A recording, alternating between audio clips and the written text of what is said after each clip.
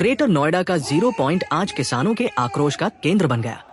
भारतीय किसान यूनियन के आह्वान पर आयोजित किसान महापंचायत में हजारों की संख्या में किसान उमड़ पड़े। सरकार और प्राधिकरण के खिलाफ नारेबाजी करते हुए किसानों ने साफ कर दिया है कि अब वे आश्वासनों से मानने वाले नहीं हैं। वे अपना एक एक हक लेकर रहेंगे।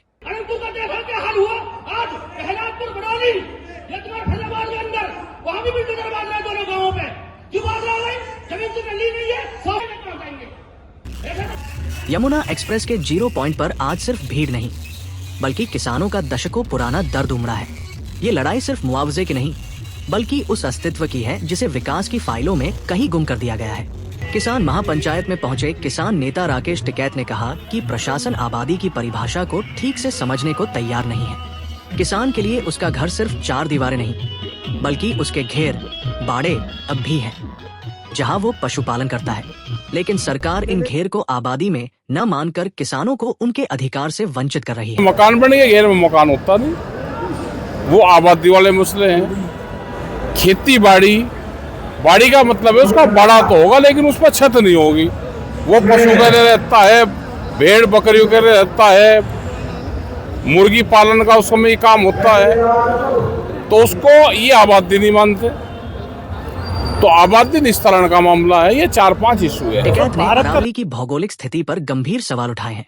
अरावली राजस्थान की रेतीली हवाओं को रोकने वाली प्राकृतिक दीवार है। सरकार द्वारा 100 मीटर की कटिंग के आदेशों ने न केवल पर्यावरण बल्कि किसानों की रोजी रोटी पर भी संकट खड़ा कर दिया है।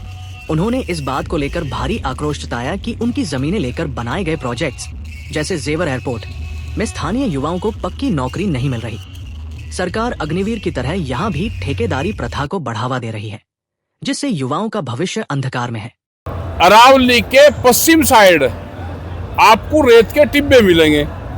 वो रेत वो है जब राजस्थान से उड़काता है तो अरावली उसको रोकती है और हमारे इधर शुद्ध हवा भेजती है।